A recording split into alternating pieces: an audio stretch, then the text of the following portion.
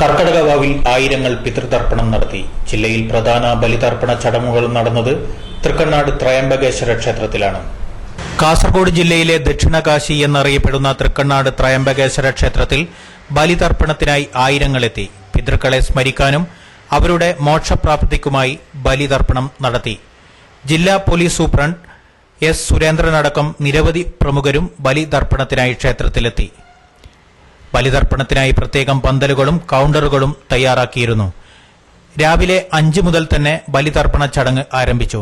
ക്ഷേത്രം മേൽശാന്തി നവീൻ ചന്ദ്രകായർത്തായ, തന്ത്രി വാസുദേവ അരളിത്തായ എന്നിവരുടെ മുഖ്യ കാർമ്മികത്വത്തിലാണ് ബലിതർപ്പണ ചടങ്ങുകൾ നടന്നത്.